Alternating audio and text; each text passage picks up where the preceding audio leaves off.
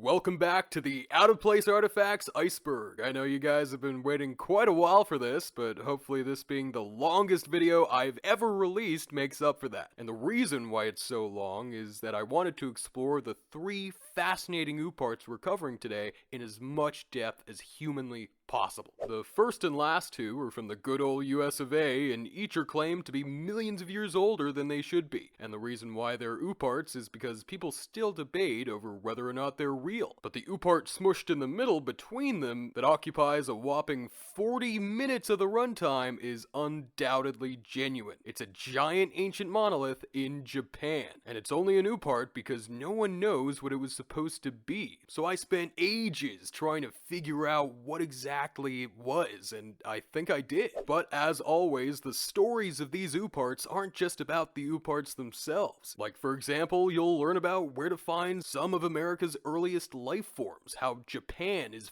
filled with giant ancient tombs rivaling those of the pharaohs that no one ever talks about because somehow they're still mostly forgotten outside of Japan, and how people in the 19th century were just starting to piece together the deep past. So without further ado, let's begin with the Messier Print. The Messier Print is an alleged human footprint supposedly made by someone wearing sandals within a rock some 500 million years old, and overlying what at first glance looks like a little trilobite crushed beneath it. As such, some creationists use it as evidence that humans coexisted with Earth's earliest creatures prior to the flood. And I sort of wish it was real because it's the perfect trace of a time traveler accidentally messing around with stuff he shouldn't. Stupid bug! You go switch now! Like in that one Simpsons episode. But unfortunately, it doesn't really stand up to much scrutiny, and when you look at it a little closer, you realize it isn't really what it seems to be. The 2-inch thick slab was first found and opened up by a rockhound named William J. Meister, hence the name, along a hillside at the Wheeler Amphitheater Formation in the House Range of Utah, supposedly sometime in early 1968. Now, this Wheeler Amphitheater is a very popular spot for collecting trilobite fossils, since the shale there, known as Wheeler Shale, is world famous because it's preserved aquatic fossils really well, and all those fossils date all the way back to the Middle Cambrian, around 510 to 505 million years ago. So basically right after complex life appeared. And, importantly, it formed at the bottom of the sea, which you should keep in mind for later. It's also in a very remote area in the center west of Utah, 24 miles outside the nearest town, Delta. So as you can probably tell, I'm pretty skeptical of this being a footprint, and here's why. First, what looks to be heel demarcation is actually just a crack in the rock running beyond where the footprint's supposed to be. Number 2, the sides of the print are unnaturally angular for a human foot,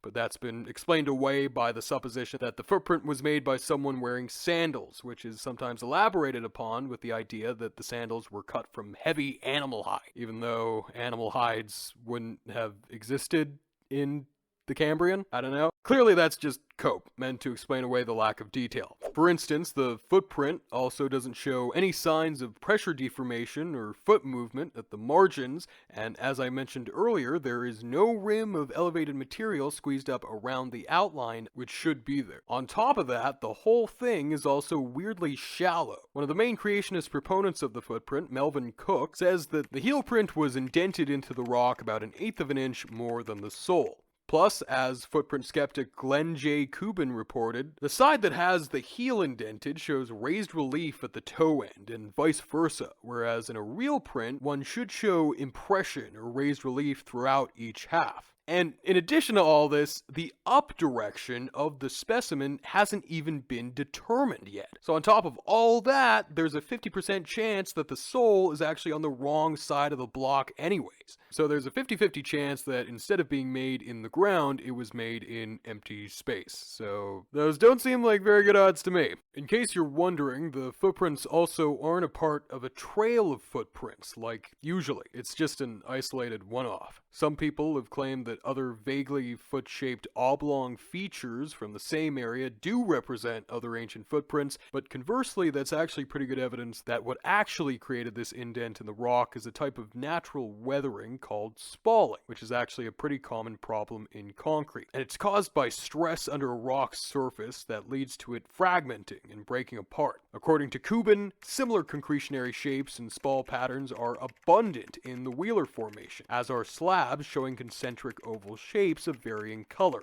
stair-step-like relief. Several other of these oblong features have also been interpreted as possible human prints.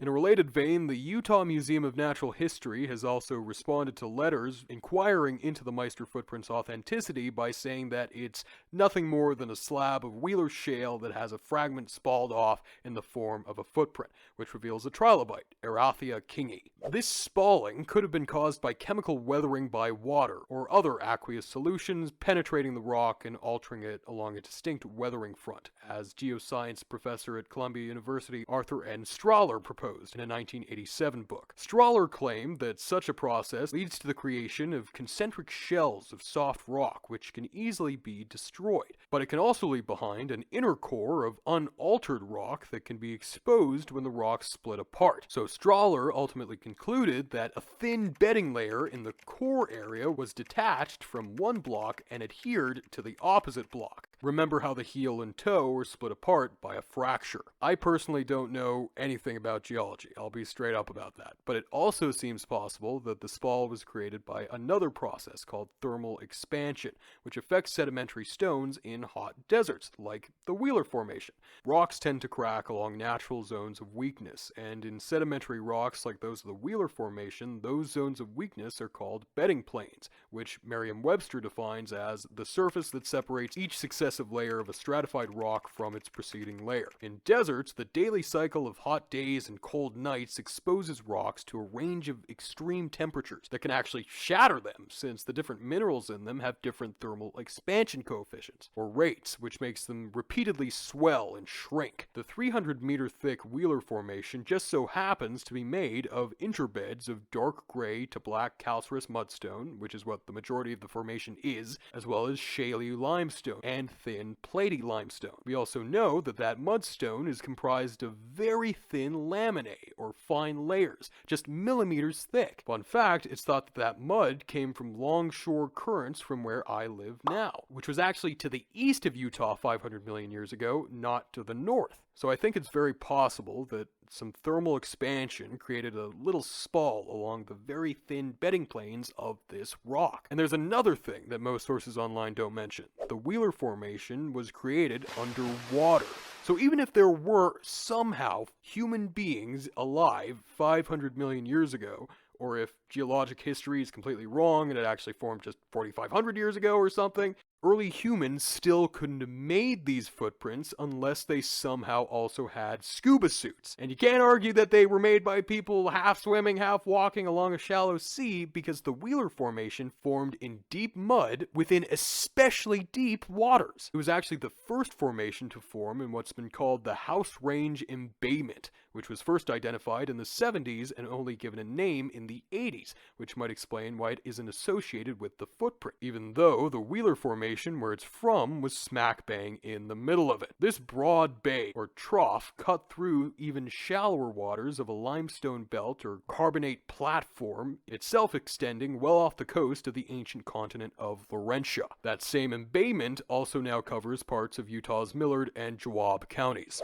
And the fact that the Wheeler Formation was created in such a low-energy, anoxic deep-sea environment is the very reason why it preserves fossils like the little trilobite under the footprint so exceptionally well. And because it's so special, and because who doesn't like a good fossil, let's just take a sec to look at the huge range of Earth's earliest life forms, 115 taxa in all, that it's preserved, including soft-bodied life forms. There's algae, sponges, brachiopods, echinoderms, various worms, and even creatures related to the Anomalocaris of British Columbia's Burgess Shale, known as Anomalocarids. I had no idea that these little guys were found anywhere outside the more famous Burgess Shale here in BC. But apparently they are, and in fact some of the species found in the Burgess Shale are also found within the Wheeler Formation, because like the Wheeler Formation, the Burgess Shale was also an offshore deposit made along the Paleo-Equator off the coast of Laurentia. There are also other, even weirder extinct forms of life here, like chancellorids and the soft-bodied arthropod Dicranocarus guntharorum, Sydneia possibly, Lopobodia, similar to the famous Hallucigenia,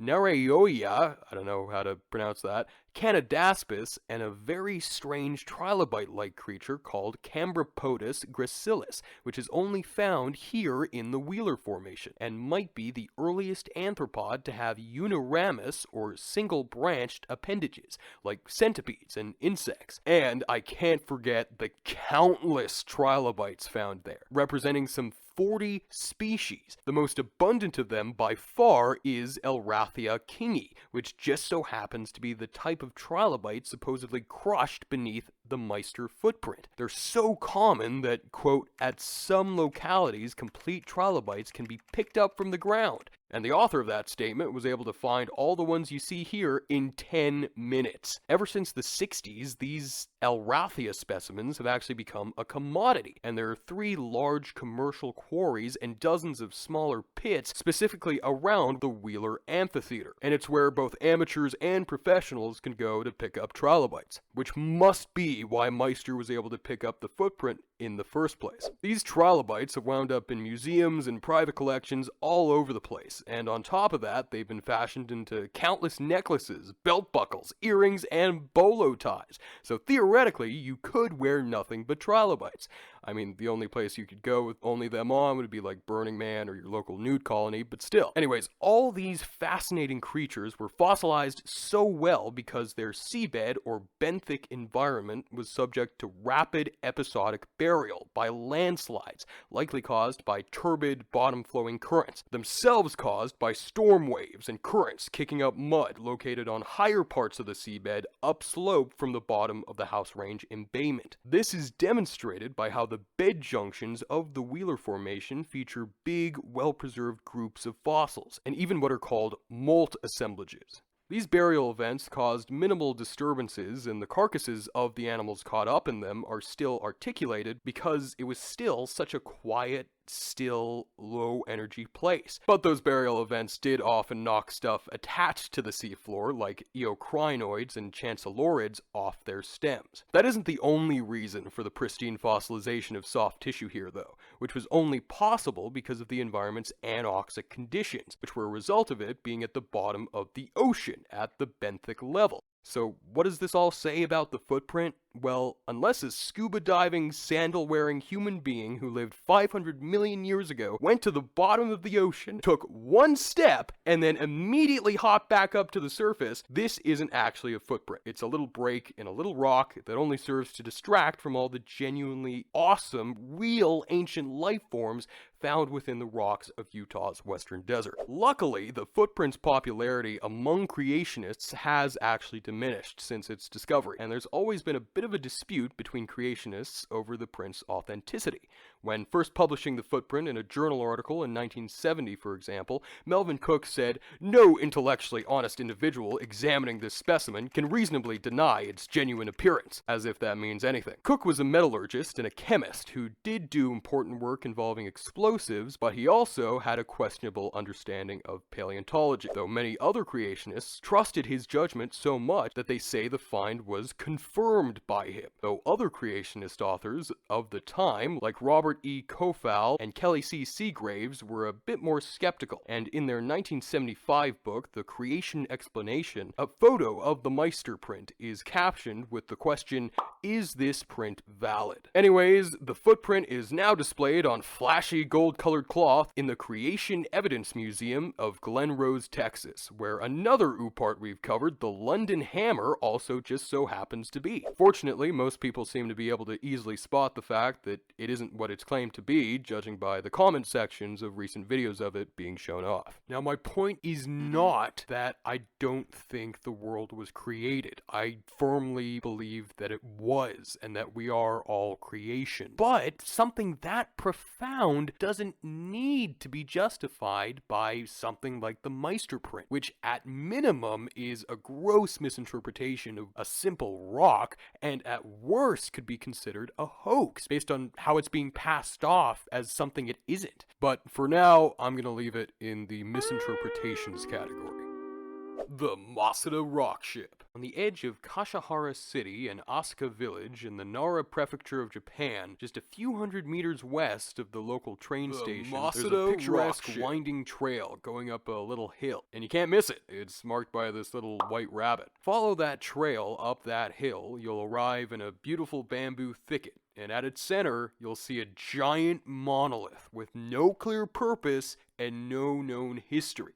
And it's known as the Masuda rock ship, or the Masuda no Iwafune in Japanese. Here's everything we know for sure about it. First, and I think most critically, it's located within one of Japan's most ancient imperial capitals, Asuka-kyo, which was obviously named after Asuka from Evangelion. But beyond that, it's a very significant place because it hosted Japan's imperial court during the transition between the end of Japanese prehistory and the beginning of its written history. And it saw how influence from the Asian continent led to the adoption of both Buddhism and Chinese characters, as well as the emergence of the centralized Japanese state we all know and love today. It also hosted the last and some of the most grandiose of the great Kofun, a type of huge burial mound overlying equally impressive stone burial chambers, and they're so characteristic of the period that they gave their names to the era immediately preceding the Asuka period, known as the Kofun period. The Masuda no Iwafune sits right next to the ruins of many incredibly grandiose imperial Kofun, so I think there's a good chance that they're probably connected, but I'll get to that later. So what about the monolith itself? Well, it's 36 feet or 11 meters long, 26 feet wide or 8 meters wide,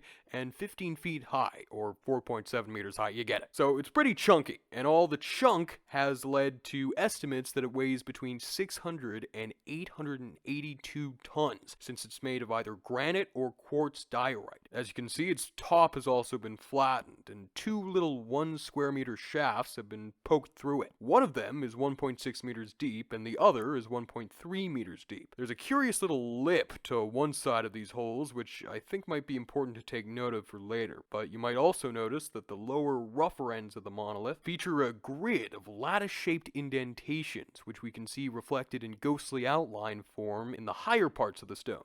So it was almost certainly made by its builders as part of the process of smoothing out the stone's sides. The fact that they're still there suggests that whatever this thing is, it was never finished. The earliest known references to the Masuda rock ship come from two books written during the late Edo period in 1791 and 1853 respectively, so pretty recently in the grand scheme of things. The illustrations from them seem to suggest that the Masuda no Iwafune stood a bit straighter up at one point, and they do suggest that it had some ceremonial purpose, and even that it was once possibly part of a larger monument. Of course, there are also a variety of modern theories attempting to explain the rock ship's purpose. There's one about how it's an astrological device, another one about how it somehow commemorates an ancient dried-up artificial lake named Lake Masuda, hence the name, and one about how it's the remnant of an unfinished failed attempt at carving out the entrance to a monolithic burial chamber meant to go inside a great imperial Kofun, perhaps meant for two different people. To be completely honest, that's the theory I personally agree with, mainly because its closest parallels are the many incredibly impressive imperial tombs in the area immediately surrounding it. But for now, I want to retrace the steps I took to get to that conclusion, starting with seeing how closely the Masuda rock ship parallels the many other huge enigmatic granite monuments,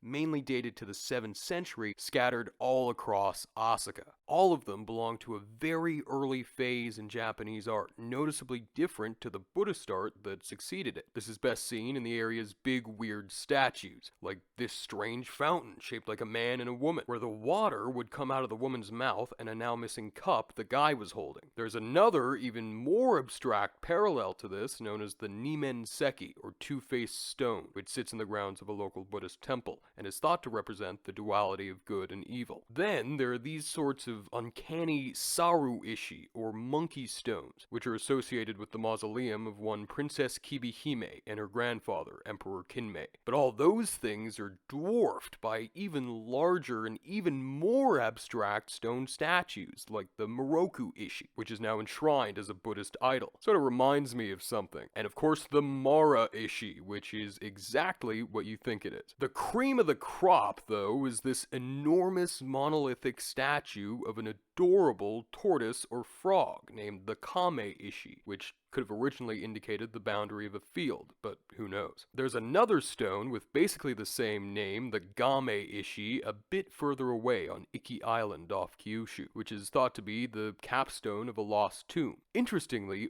both stones reportedly have the same lattice-shaped indentations as the Masuda rock ship. There are also just random giant menhirs without much decoration, also thought to mark ancient land allotments, just scattered across the countryside. But that's not even mentioning the numerous, clearly more utilitarian monoliths scattered around the same area. And some of them look tantalizingly similar to the Masuda rock ship. One of them is another fountain called the Shumisen Seki, which is carved with images of mountains and likely acted as a fancy garden fixture in some bigwig's palace, especially since a drainage trench was found nearby. There's also this thing, the Sakafune Ishi, which immediately invites comparison to the Masuda no Iwafune because it's another big flat rock covered in basins of unknown significance that also happens to sit on top of a hill overlooking Asuka. It's also referred to as a ship. Sakafune Ishi literally translates to liquor or sake ship rock, because according to tradition, that's what once flowed through its holes. And there's also a possibility that it was used to prepare oil or medicine. It might have also been another fancy water fixture for a garden, since clay pipes that probably channeled water to it were discovered just 40 meters away. And it was originally associated with other big stones, some 400 meters away, also clearly meant to channel liquid, maybe to the palace immediately to its southwest, the Itabuki no Miya. But after being found back in 1916, they were bought by some fancy schmancy millionaire and chucked in a private villa in Kyoto, though there are replicas at the original site. Interestingly, there's another giant stone water feature just north of the Sakafune Ishi and just down the hill called the Kamagata Sekizobutsu. Its main feature is a giant stone water basin in the shape of a turtle that's connected to a natural spring. It's unclear what its relationship with the Sakafune Ishi is, but its discovery around the year 2000 has been used to suggest that a particular empress, Empress Saimei, who we're going to be talking about a lot later, was somehow involved with the Sakafune Ishi. Most importantly for us, there are a couple other monuments in the Asuka area that look almost identical to the Masuda no Iwafune, and I think probably shared a similar function. One's called the Oni no Sechin. As you can see, it's another giant granite rectangular hollow,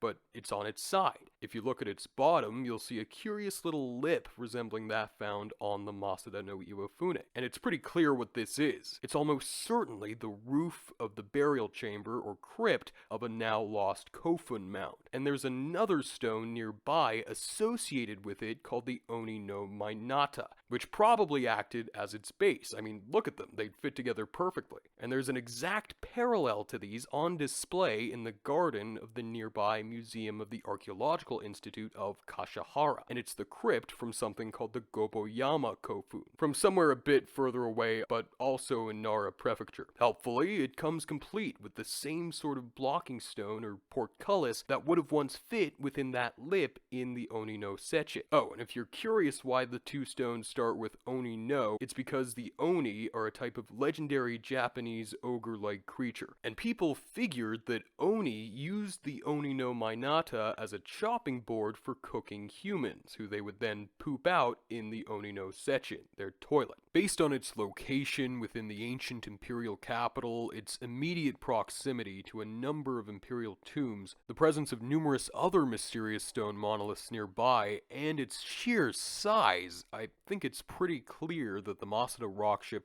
has to have been built by Japan's upper crust sometime during the Asuka period. Its exact purpose remains completely unknown and may remain so forever until someone finds an explicit reference to it tucked away somewhere in Japan's earliest literature, but for the sake of fairness, here are all the theories I've come across so far.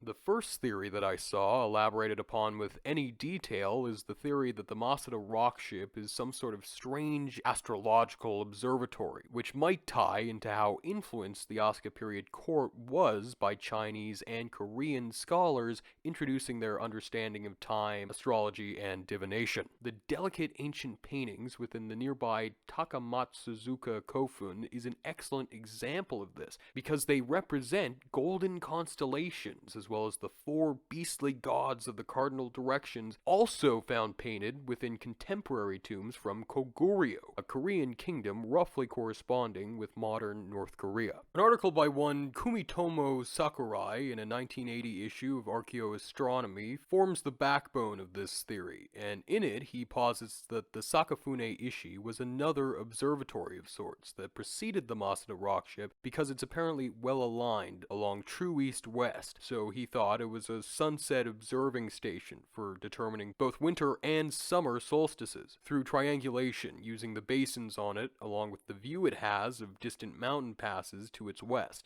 Some have even suggested that the basin's branches represent the different angles of the sunsets during equinoxes and eclipses. Sakurai also argued that the Masuda rockship was used in conjunction with the 24 Chinese-derived solar terms, more specifically to mark a solar event called Spring Doyu Entry, occurring 13 days after the fifth solar term of the year, named Pure Brightness, when the sun is 15 degrees from where it is during the spring equinox, 0 degrees. Since pure brightness occurs on April 5th, according to this theory, the Masuda rockship was meant to somehow mark the sunset on April 18th, when the sun was 28 degrees from 0, because that's supposedly the date when the imperial authorities would officially signal the start of the rice planting season with a ceremony. There is a passage in Japan's first history book, the Nihon Shoki, which does describe the Emperor Tenmu ordering the construction of an astronomical observation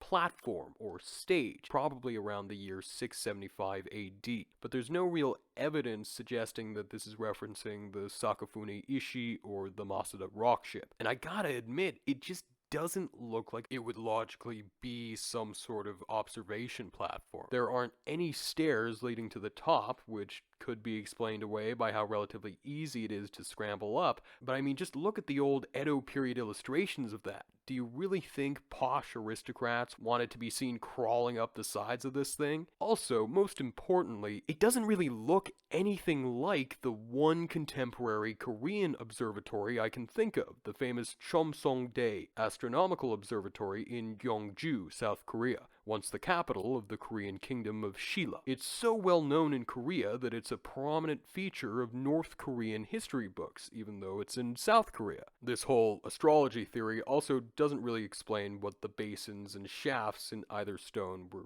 actually for. And I imagine it'd be somewhat difficult to avoid tripping if you were regularly standing on the top of that thing. And that led me and my friend to theorize that maybe the Masuda rockship has some function related to water. I mean, the surrounding area is filled with other large, impressive stone monuments which we know were used as fountains and as miscellaneous water features in fancy palace gardens, so we know that the Asuka elite were willing to expend considerable resources on things as simple as garden fixtures. In this case, there are actually pretty good parallels from Gyeongju, which includes the 9th century Posokjong Pavilion. It features a miniature canal where Shila's kings would play poetry drinking games with floating wine cups. The garden features in Asuka and Gyeongju do also include large stone basins, and I have seen a single comment saying there's a drainage ditch near the Masuda rock ship, so this interpretation was a little tempting at first. The Masuda rock ship does have unique water properties too, like how when one of its holes fills up with water, the other doesn't really, even though the one that fills up with water appears to be above the other one, and the side of that hole drops down a bit, like a step,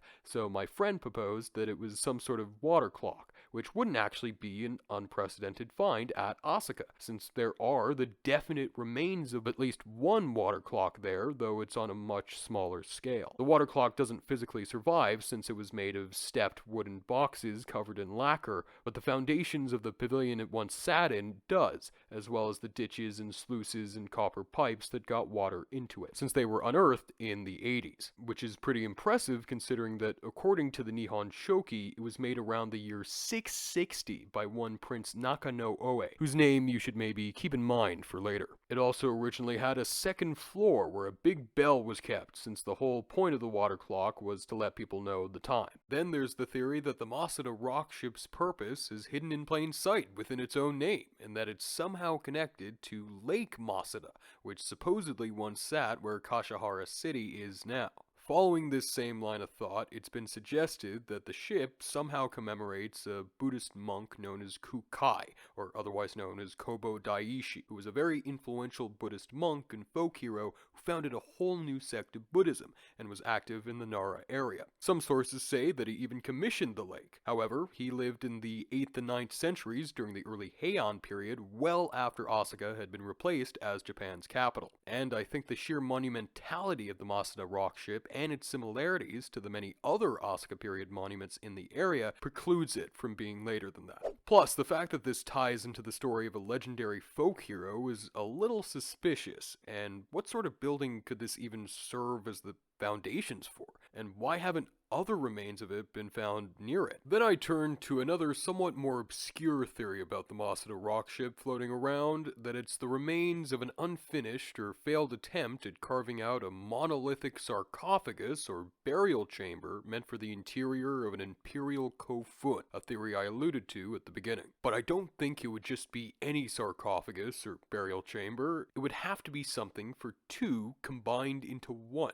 And here's where things started lining up, or at least I think they did. I tried to find reports of twin vertical stone burial chambers in other kofun, and it turns out that burying two giant stone sarcophagi together was actually an incredibly common feature of Japan's latest and most impressive kofun. Other examples can be found across Japan, but it's most common among the great kofun of Asuka itself. The ones outside the immediate Asuka area include the impressive Kamien Tsukiyama kofun in Izumo City, on the north coast of Shimane Prefecture in far western Honshu. Both of the sarcophagi within it have holes within them, with the same sort of lip as the entrance to the Oni no Sechen, the crypt of the Goboyama kofun, and of course the lid of the Masuda rock ship, suggesting that originally some sort of blockage was meant to fit into all of them. Each of the openings also features strange little vertical cuts at their bottoms, which might be later additions. Some truly incredible burial goods were found around these sarcophagi after the tomb was opened in 1887, including swords, horse equipment, and fragments of a beautiful crown, now in the Izumo Yayoi no Mori Museum, just over 2 kilometers away.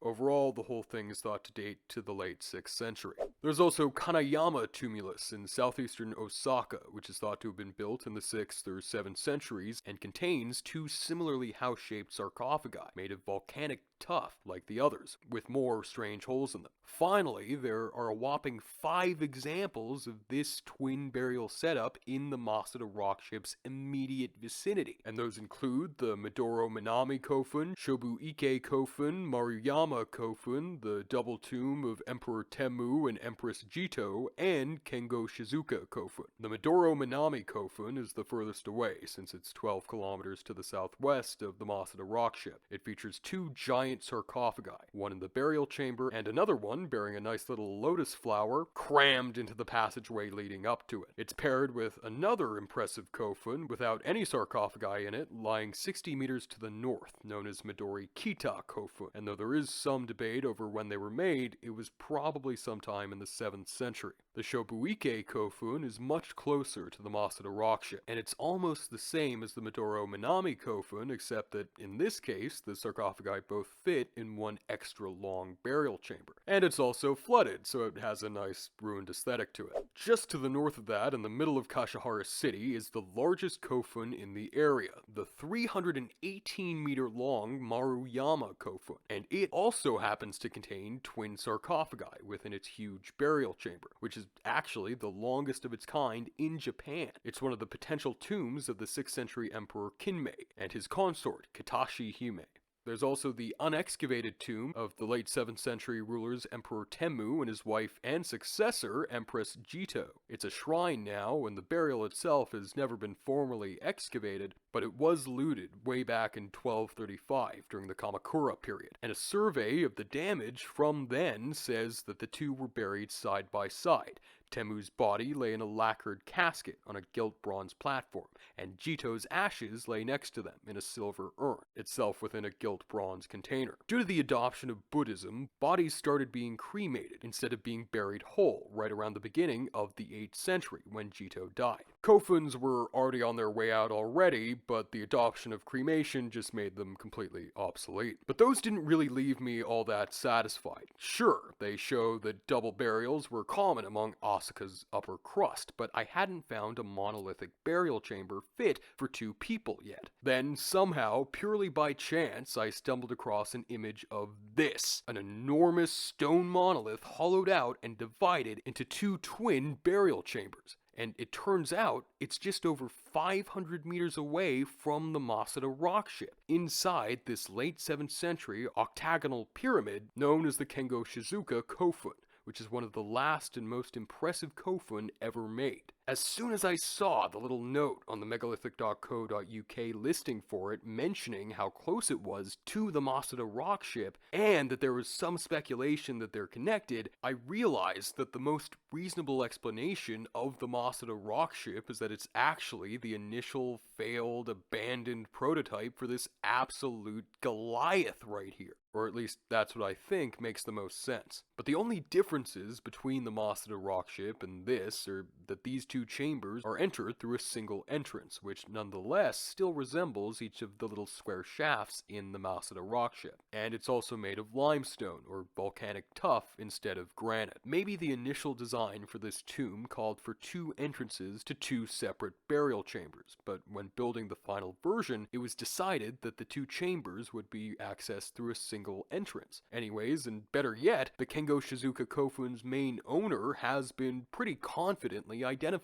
And unbelievably, some anecdotes from her life preserved in the Nihon Shoki actually sort of match up with the Masuda rock ship's construction. First of all, let's take a little bit of a closer look at Kengo Shizuka Kofun. The wooden supports around the entrance makes it hard to tell if the thing has the same sort of recessed lip as the Masuda rock ship and the other crypts we've been looking at, but it was definitely blocked up, and it actually originally had two different layers of stones protecting it. The inner seal seems to have been installed with decorative metal fillings based on the holes poked through it, and there was a slightly larger andesite seal beyond that. The inside doesn't feature much now except for two coffin plinths, which are those elevated outlines you see on the floor. But there was a point to those seals because in addition to royal bodies, the Kofun was also once crammed full of treasure, fragments of which were discovered back in 1914. That includes the fragments of two rare dry lacquer coffins, which were made of layers of hemp cloth smushed together with lacquer, as well as these beautiful gilt bronze cloisonné ornaments shaped like tortoise shells and flowers that once decorated them. Amazingly, some of the actual remains of the tomb's occupants were also found, and that includes teeth. Analysis of them suggests that one of the two occupants was between 30 to 40 years old, and its measurements were reported to be close to the average size size for women. All of these objects now seem to be in the Kashihara Archaeological Institute Museum. But in 2010, another fragmented monolithic burial chamber was discovered just 20 meters southeast of Kengoshizuka, in the remains of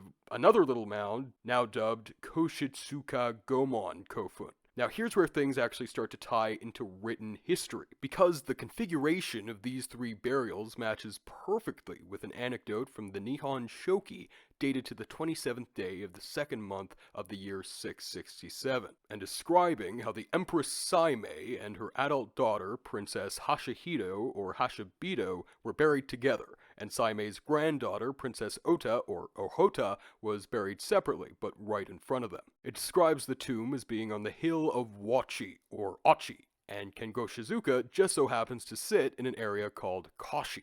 Strangely, right after the passage that describes all that, the Nihon Shoki also says that out of compassion for the people and in obedience to the commands of both the Empress and the Princess, the then Crown Prince claimed that he had not undertaken the work of constructing a stone sarcophagus, which he hoped would be taken as a mirror and a lesson for all time. This was a weird transitional period for Japanese tombs, and the imperial authorities, who were presenting themselves as protectors of the people, seem to have been gradually realizing that forcing people to labor away on giant off stone tombs for themselves was a bit anachronistic. The Imperial Household Agency, which has authority over all these old imperial tombs, has said that it's paid close attention to the progress of the investigations into Kengoshizuka and treats it with quote-unquote great interest, but it still refuses to acknowledge it as Saimei's real tomb, and claims that another mound, just known as the Mausoleum of Empress Saimei a little to the southwest, is the real one. But that seems to have just been an arbitrary decision they made in the late 19th century. So it looks like we can be reasonably confident that the Kengoshizuka Kofun belongs to Saimei and her daughter, and assuming that the Masuda rock ship was a prototype for it, it's reasonable to assume that there might be some references to it in the story of her life preserved in the Nihon Shoki,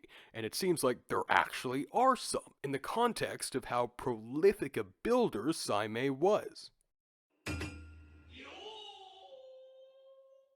Empress Saimei's life in itself is pretty interesting because she reigned over Japan 2 separate times with 2 separate names. Her first reign lasted from 642 to 645, and during that period she was known as Empress Kogyoku. During her second reign from 653 to 660, she was known as Empress Saimei, and that's what we've been calling her anyways, so let's just stick to it. Her life was also incredibly eventful politically, since it witnessed the transition from various clans running the show to the imperial house centralizing its control over all of Japan. And surprisingly, a lot of the drama surrounding that actually directly relates to all the giant tombs that were being built at the time.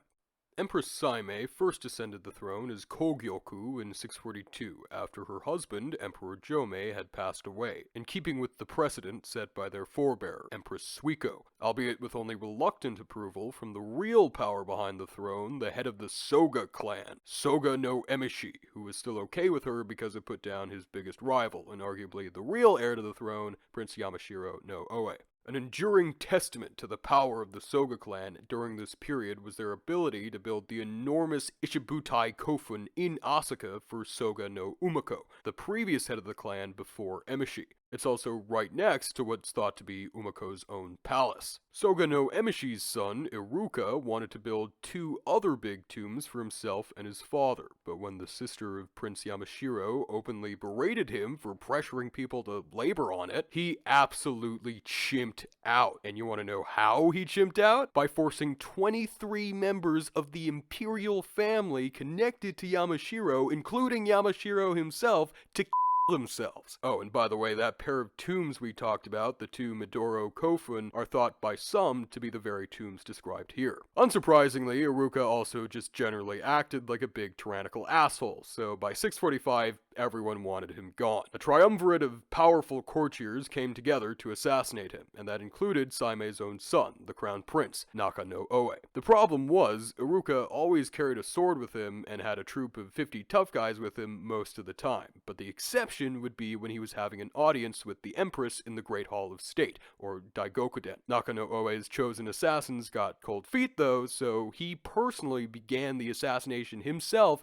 by cutting open Uruka's head and shoulders in front of his mom, the Empress. Uruka begged for mercy, but it was too late. Nakano-Oe basically told his mom, the Empress, that if he didn't do what he was doing, the imperial line would be at risk of being replaced. So she just walked out of the room, and Uruka was left to his fate, ending 50 years of Soga domination over the emperors. Kogyoku immediately abdicated because the stain of the incident was way too much, at least for the time being, and her younger brother, Prince Karu, was made Emperor Kotoku, but with Nakano-Oe as the real power behind the throne. So the prince instigated a bunch of reforms inspired by Tang Chinese models that cemented the imperial house as the true sole rulers of Japan, as opposed to disparate clans like the Soga. An interesting imperial edict from late that same year criticizes clan chieftains who owned most of the country, saying they made commoners destitute. Curiously, it also bemoans the fact that these same chieftains forced commoners to labor on their monumental tombs,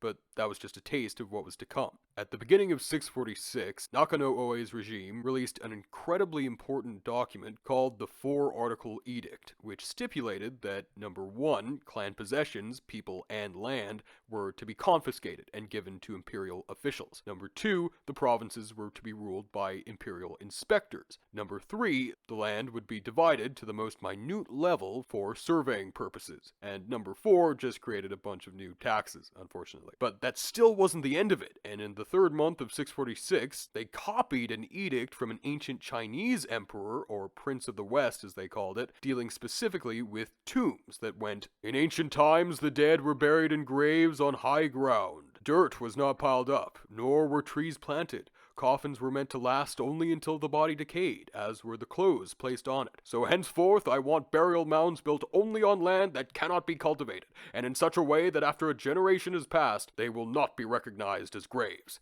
So, in other words, he didn't like archaeology. Interestingly, right after that passage, there's a line that reads, "Of late, the poverty of our people is absolutely owing to the construction of tombs." In other words, these big, giant, fancy tombs, possibly including the Masuda rock ship, weren't cheap.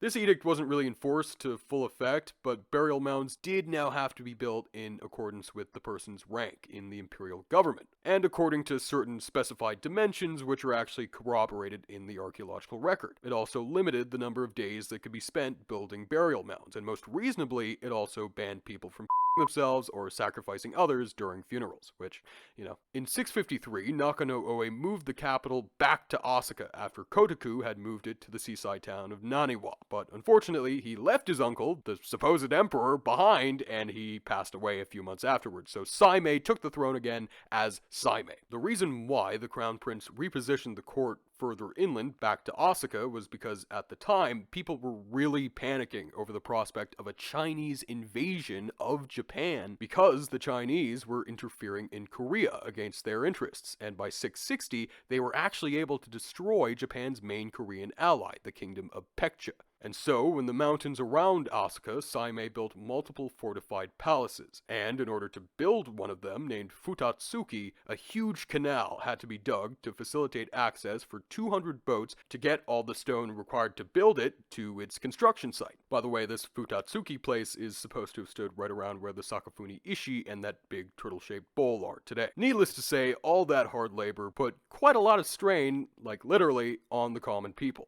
And according to the Nihon Shoki, some 30,000 people labored on that canal to assist the 70,000 people that had to labor on the palace's walls. And on top of that, Saimei built even more palaces. The whole undercurrent of discontent this created became so great that it almost cost Saimei her throne during the Arima incident of 658. Emperor Kotoku's son and Empress Saimei's nephew, Prince Arima, was drawn into a plot against his own aunt's regime by an aristocrat from the Soga clan named Soga no Akai. One of the 3 reasons he used to convince Arima to turn against the regime was that it had decided to transport large rocks by boat to high places in the mountains, and more specifically, the mountains around Asuka. His other reasons were that they were hoarding the people's wealth in huge public treasuries, and were squandering the public grain revenue, not to mention tens of thousands of laborers, on digging that canal used to transport those stones.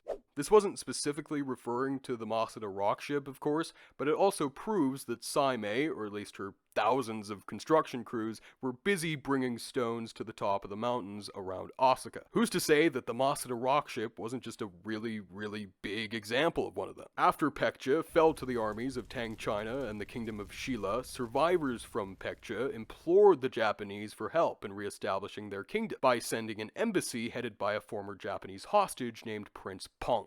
So Saimei and her court made the unprecedented step of going to distant Tsukushi in Kyushu to coordinate an expedition force in late 660. Unfortunately, Saimei abruptly passed away, and Nakano-Oe was finally elevated to the throne as Emperor Tenji. Before being placed in her final abode years later in 667, she was given a temporary tomb at a place called Asuka Gahara. This temporary tomb might be Iwayama Kofun, another giant empty kofun right next to Kengoshizuka. Saimei's plan to re-establish Pekja never got anywhere after a catastrophic defeat on the Kum River, where some 400 Japanese ships were sunk by a combined Tang-Shilla fleet, and Japan lost its final foothold in Korea, and the Asian continent as a whole until, But there's one last historical tidbit I want to mention here.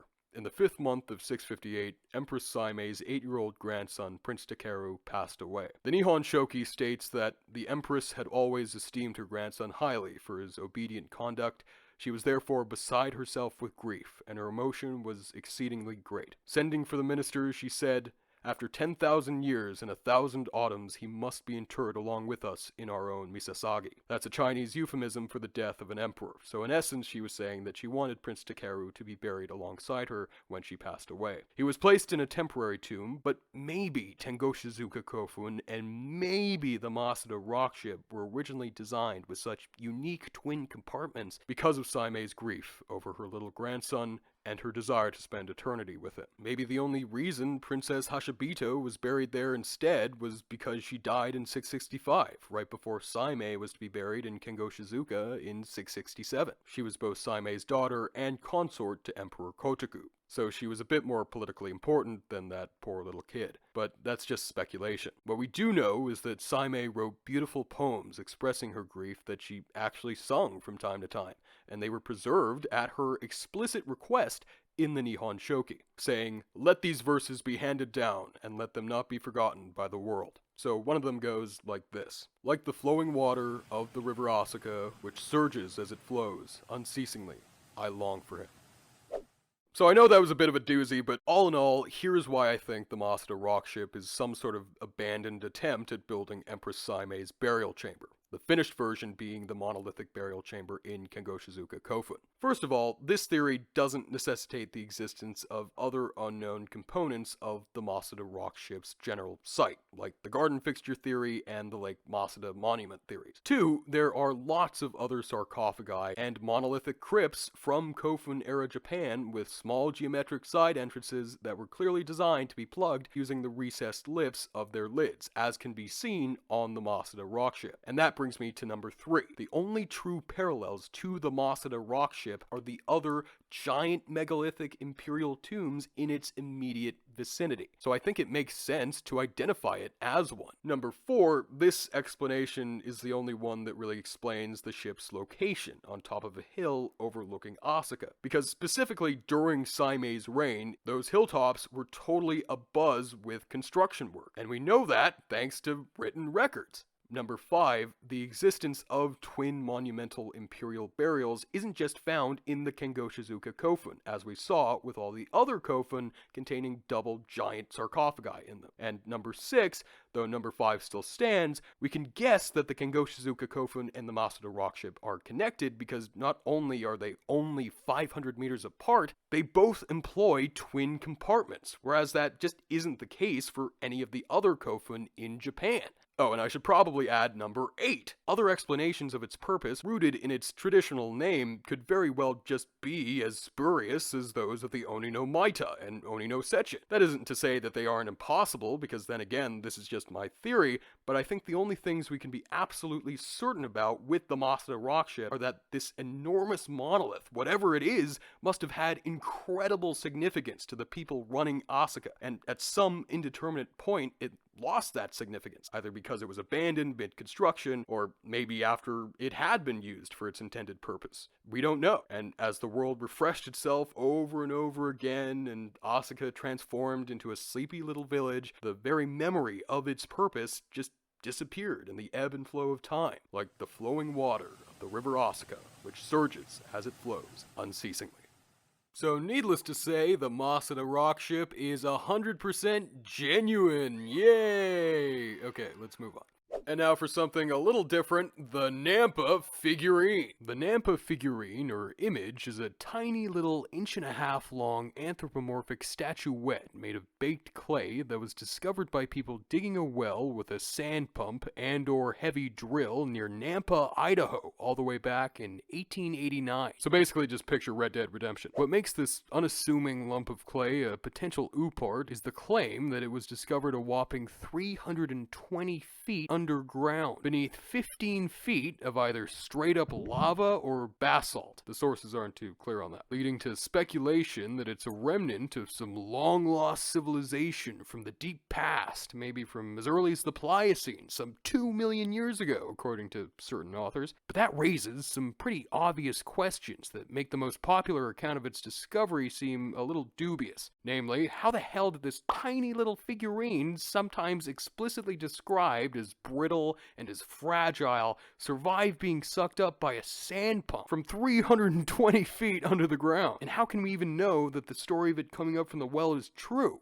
Well, the thing is, I'm not sure that we can. The main proponent of this being an incomprehensibly ancient anomaly was a somewhat eccentric theologist/geologist and early scholar of prehistory named Dr. George Frederick Wright, a professor at Oberlin Theological Seminary in Ohio. In a book he first published in 1892 entitled Man and the Glacial Period, Wright devotes much of the book to dry discussions of glaciers from the Ice Age, in America specifically, but as suggested by the title, a lot of it's also about demonstrating potential evidence that humans were in the Americas during the last Ice Age, like stone tools supposedly found in glacial till and a clearly modern human skull from California known as the Calaveras skull, which was supposed to also be from under Pliocene lava deposits, but later turned out to just be a hoax. But interestingly, Wright also just straight up dismissed the authenticity of some supposed Pliocene skeletons from Italy. Recent discoveries have actually revealed that Wright's idea that humanity existed in the Americas during the Ice Age is true, but at first glance at least, his interpretation of the Nampa figurine goes way beyond that. In the book, he describes the figurine as a beautifully formed miniature clay image of a female form, and claims that given the supposed depth of its discovery, it had to have been made during the Pliocene epoch, some 2 million years ago, because Pliocene fossils are somehow associated with the lava the Nampa figurine was supposedly found under. In another 1912 book of his, entitled The Antiquity of Man, he adds that around the well's 300-foot mark, it began to bring up numerous weird clay balls, some of them more than 2 inches in diameter and densely coated with iron oxide. And he also claims that in the lower portion of that same layer, there was also apparently evidence of a buried land surface over which there had been a slight accumulation of vegetable mold, which I'm not sure I believe, but whatever, especially because in that same book he compares it to the Venus figurines made by the Orgnatian reindeer hunters of Paleolithic France. But I think they only really share one thing in common. Wright also says that the discovery was first brought to his attention by one Charles Francis Adams, president of the Union Pacific Railroad, in October of 1889, and that it was found earlier that August, or maybe that July, by one Mr. Mark A. Kurtz, who's identified as the person responsible for boring the well in the first place. The thing is, though, even though Wright was presenting the Nampa figurine as Pliocene, even Wright didn't think it was 2 million years old. You see, Wright was generally very keen on reconciling the new sciences of geology and archaeology with his faith, which I think is a noble goal, especially because he cautioned people against the traditional crazy short creationist interpretation of biblical chronology, and he didn't even think humans were around at the beginning of the world. But on the flip side, he believed that the time it takes for things like geological processes and evolution to happen is way shorter than it actually is. So as part of that, he thought that the world is only some 24 4 million years old, and that humanity has only been around for some 12 to 15,000 years, and that early on they spread around the world, including America, but the ones that got to America went extinct. So he didn't actually think that the Nampa figurine was 2 million years old. He thought it and other things, like the Calavera skull, were evidence that geologic time moves super fast. So he's still wrong, of course, but not in the way you'd expect. As a result, man in the glacial period was not well received by other professional geologists, and since it was intended for popular consumption and was widely advertised and circulated as the greatest contribution that had ever been made to glacial geology, they felt that warning the public about its misleading information was necessary. That includes a respected geologist and anthropologist named W.J. McGee, who wrote a lengthy, rather scathing review of Wright's book in 1893. He reports that one of the best-known geologists in the world at the time, Major J.W. Powell, happened to be in the Nampa area while the well was being dug in the fall of 1889, and that when he was shown the figure after being told its supposed origin story, he immediately identified it as a local Indian children's toy and laughed.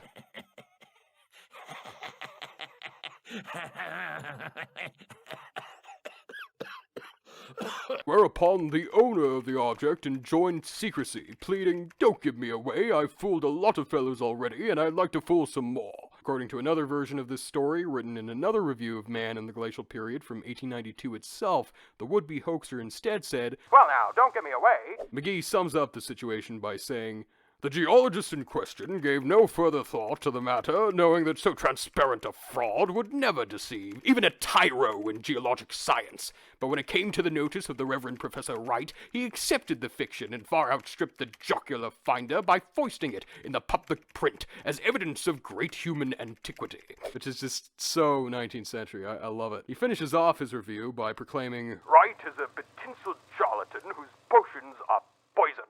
So you get the point. Since basically right after its discovery, the Nampa figurine has been identified as a hoax, and it's even been compared to another more famous late 19th century American archaeological hoax, the Cardiff Giant. And of course, the Calavera skull is another example. And like the Nampa figurine, the only reason people believed it was super old was because some random miners said it was. This 1895 edition of the book was released after Mr. McGee's review, of course, and Wright goes out of his way to call what he said baseless assertions and reprehensible for calling into question the honesty of the people who told him about the figurine.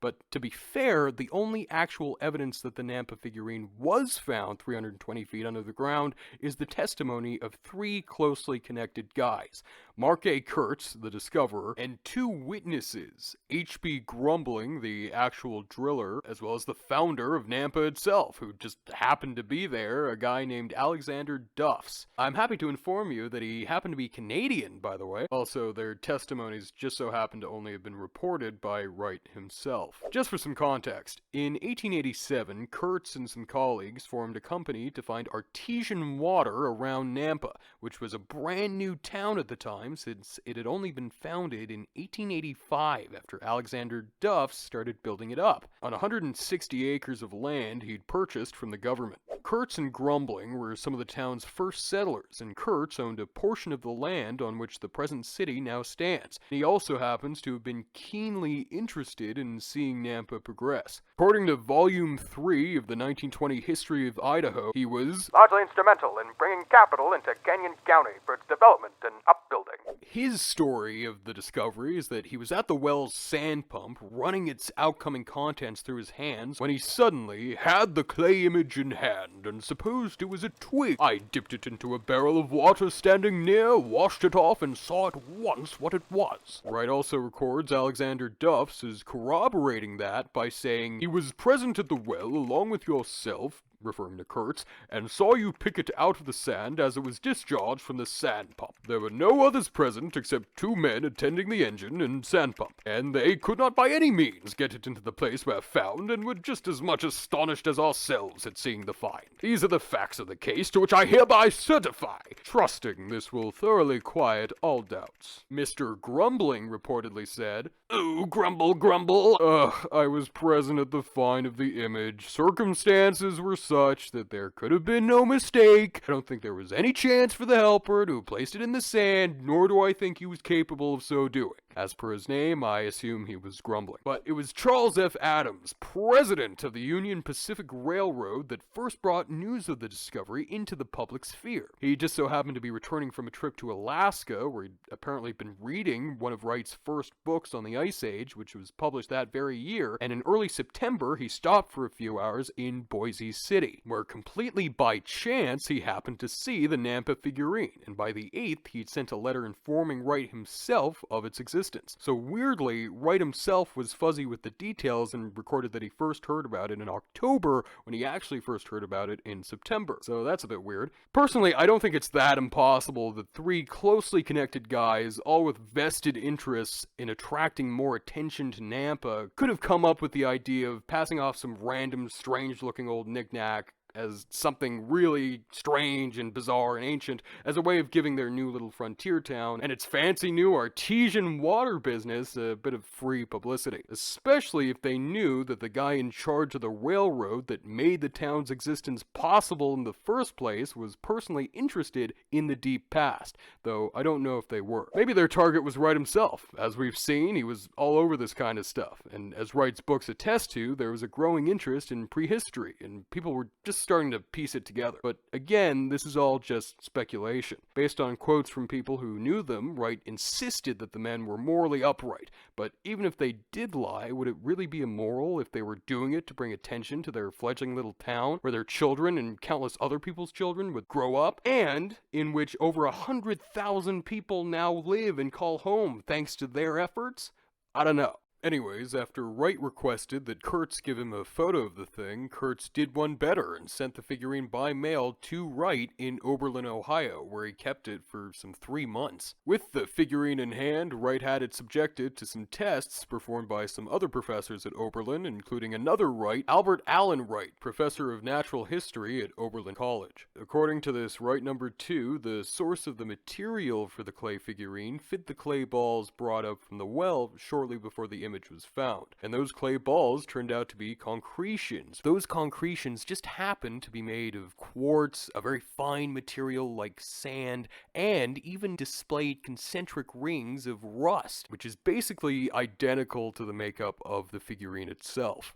Within the span of just a few hours, Wright number 2 was capable of making a duplicate of the figurine from one of those balls, and by firing it with his Bunsen burner. He then claimed that the duplicate was exceedingly similar to the original in both its general tone and variation of color, and that the tool marks on the original looked just as distinct and fresh as the ones on the duplicate. So not a good sign. And so much to Wright number 1's chagrin, Wright number 2 concluded that he could find no satisfactory marks of the tooth of time upon it. In other words, he thought it wasn't ancient. But Wright still took the similarities between the balls and the figurine as evidence of its authenticity anyways. But if Albert Allen Wright was correct in saying that the balls and the figurine are of the same exact makeup, that seems to point to the Nampa figurine being an actual hoax instead of it just being a misinterpreted Native American artifact. And further evidence for that is the story that the Nampa figurine was in the same layer as those clay balls. Because if it was made from those clay balls in the deep past, wouldn't you expect it to have been deposited a little higher than them when it was eventually discarded? And Jewett claims that when he applied iron chloride to some clay, he was able to replicate the color on the Nampa figurine relatively well.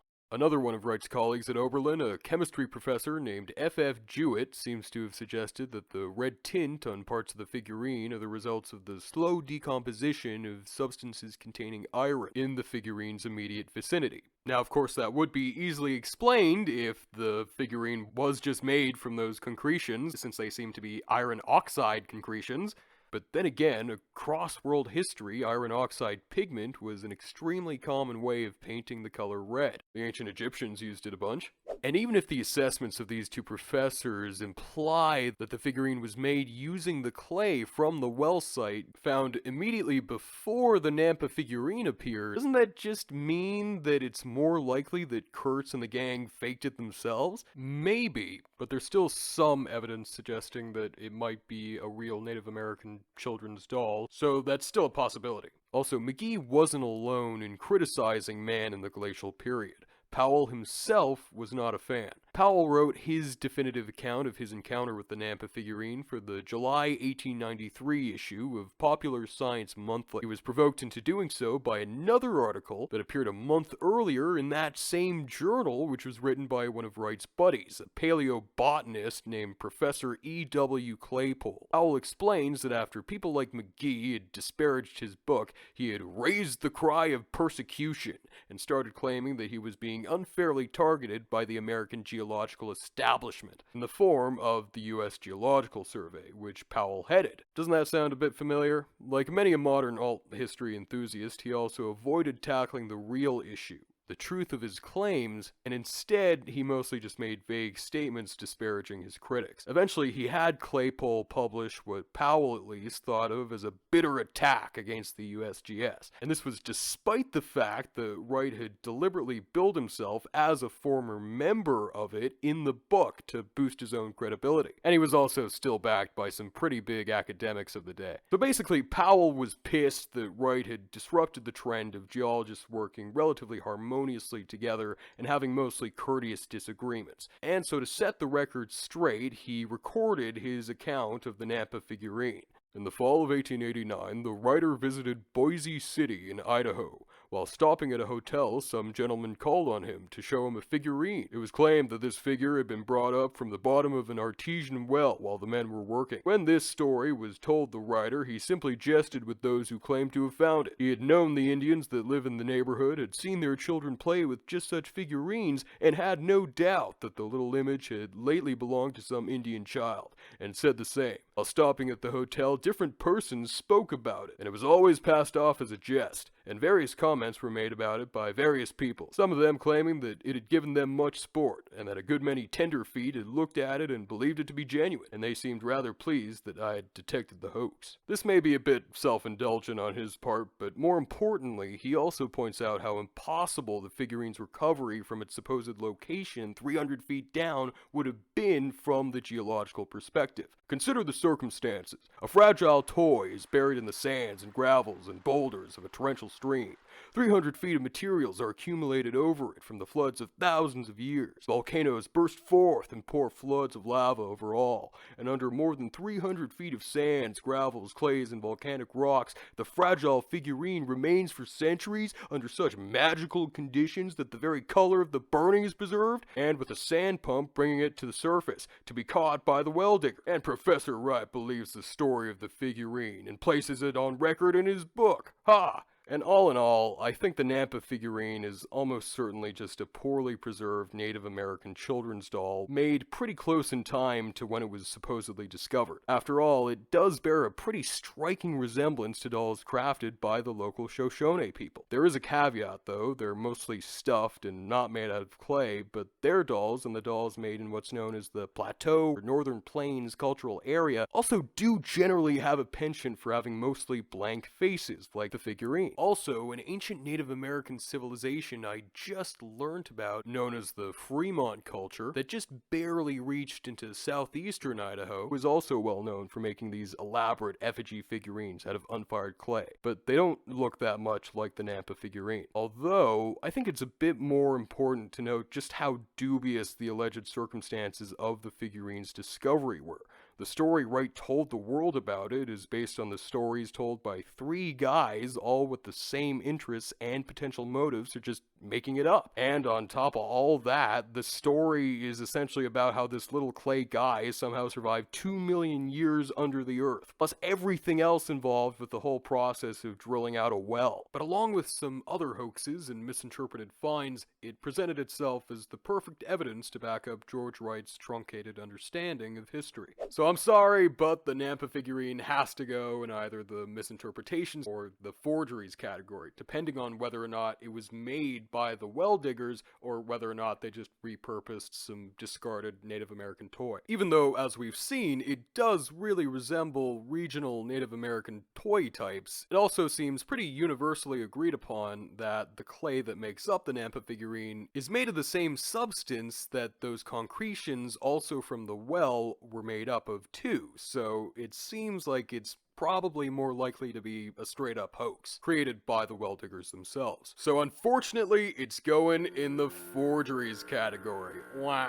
Anyways, in case you want to see the figurine for yourself, it's now kept by the Idaho State Historical Society Museum in Boise, though I don't know if it's ever on display there. From what I've read, it's kept in a small container in the basement, which seems to match all the photos of it. And in case you want to visit the site of the well where the figurine was supposedly found, you can check out the Idaho Power Building in Nampa itself, which sits on the site of the well and apparently still uses water from it in its air conditioning system. So maybe if you stand under the AC there long enough, you'll have visions of some secret advanced civilization that existed in Idaho 2 million years ago, or whatever. Today's outro is going to be a little different from usual, because just a couple weeks ago I happened to visit a rock and fossil show in the town next over from mine, and it was absolutely incredible. I was able to buy fossils I thought I'd never even be able to see, including some from our very own favorite Wheeler shale. I even saw some trilobite jewelry like the ones I talked about. So just for the sake of posterity, as I'm reading out the names of my esteemed patrons, I'm going to be showing you footage of some of the Cambrian Wheeler shale fossils I got, just so I'm not guilty of taking these wonderful fossils and just cramming them in a cabinet and hoarding them all for myself forever, right? So without further ado, let's begin with Dhruv Singhal,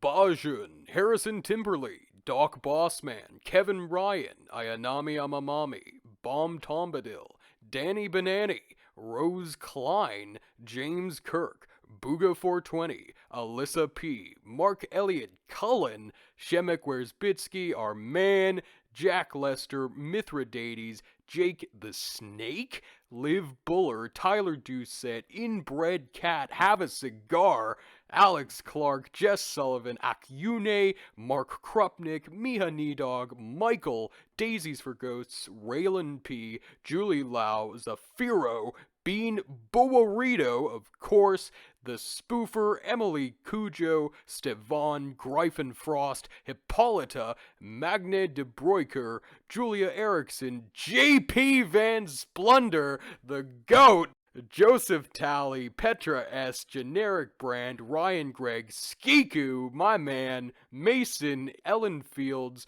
Brandon Wood, Giovanna Lazzarini, Patrick Darius Gramodka, and our newest patron of them all, Cat Dictator. Very creative name. Thank you guys so much for supporting the channel. In fact, you guys are helping fund my trip to Europe. I'll be touring around Western Europe for about a month or so, starting basically the day after I upload this. And my goal is to see as many prehistoric artifacts and sites as possible, because European prehistory is a bit underrated, despite it being the prelude to everything else Europe is known for, right? So hopefully I'm going to be able to use this trip to get lots of awesome footage for you guys, and I'll probably be uploading shorts at least once daily, showcasing all the awesome stuff I see every day, since I plan on seeing all the legendary European museums I've heard about all my life, and I'll be barraging the new Instagram with as many pictures as I possibly can, so keep a lookout for that. So I'm not going to be as off the radar as I have been for the past, I don't know, couple of months. God willing, of course. So, bon voyage!